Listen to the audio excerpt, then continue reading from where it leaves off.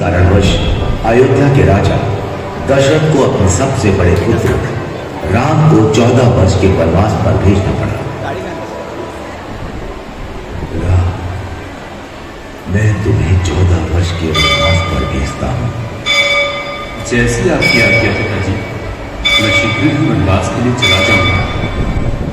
लेकिन उनकी पत्नी सीता उनके बगैर अकेली नहीं रह सकती थी, इसलिए उन्होंने राजा दशरथ से कहा, पिताजी, जब मेरे पति ही नहीं होंगे तो मैं इस महल में रहकर क्या करूंगी?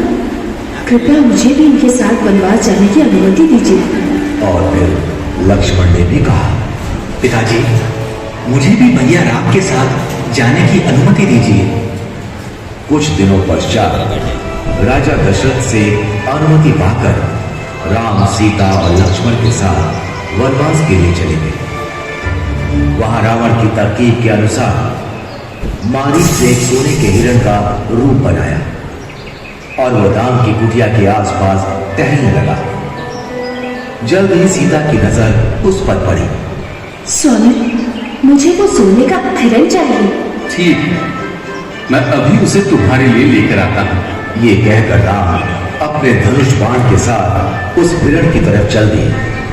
भागते भागते बहुत देर हो गई, लेकिन वो हिरण राम के हाथ नहीं आ रहा था। आखिरकार राम ने धनुष पर बाण चढ़ाया और हिरण की तरफ छोड़ दिया। बाण हिरण को जा लगा। बाण लगते ही मारीच अपने असली रूप में आ गया और आवाज बदलकर राम की आवाज में कराहता हुआ चीखने लगा, सीते, लक्ष्मण! लक्ष्मण, लगता है तुम्हारे भैया किसी संकट में हैं। तुम जल्दी जाओ। लक्ष्मण जानते थे कि ये राक्षसों की चाल है, लेकिन वो सीता को मना नहीं कर सकते थे। इसलिए उन्होंने कुटिया के बाहर बाण से लक्ष्मण रेखा बनाई और सीता से बोले, माता, जो भी हो, आप इस लक्ष्मण रेखा से बाहर मत आना। और वो आवाज की दिशा की तरफ चल दिए। लक्ष्मण के जाते ही रावण वहां आया और तपस्वी का रूप धारण कर सीता की कुटिया पर पहुंचा। भिक्षा विदे, भिक्षा विदे। ये लीजिए ऋषिवर, दीक्षा स्वीकार कीजिए। रावण भिक्षा लेने के लिए आगे बढ़ा। तभी उसने लक्ष्मण रेखा को देखा और सीता से कहा, यदि भिक्षा देनी है तो बाहर आओ, नहीं तो ये तपस्वी बिना भिक्षा ग्रहण किए ही तुम्हारे द्वार से लौट जाएगा।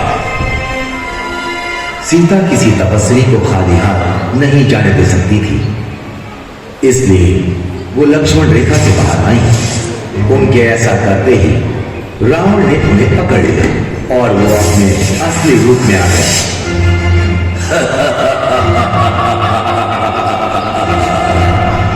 मैं कोई तपस्वी नहीं, मैं लंका का राजा रावण हूं।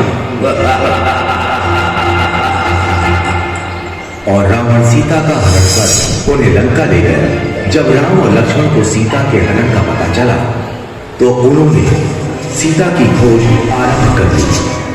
खोज करते करते उनकी मित्रता हनुमान जैसे महान और वीर योद्धाओं से हुई।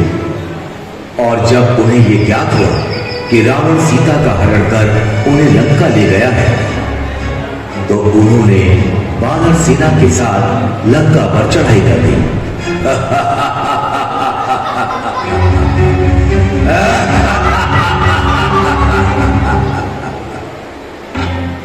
राम के तीर उसे कुछ क्षति नहीं पहुंचा पा रहे थे।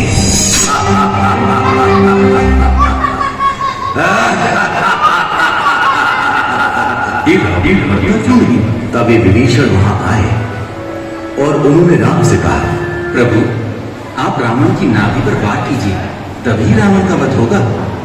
राम समझ गए और उन्होंने धनुष पर बाण चढ़ाकर रावण की तरफ छोड़ दिया। बाण रावण की नाभि पर जाने लगा। रावण धरती पर जाने लगा।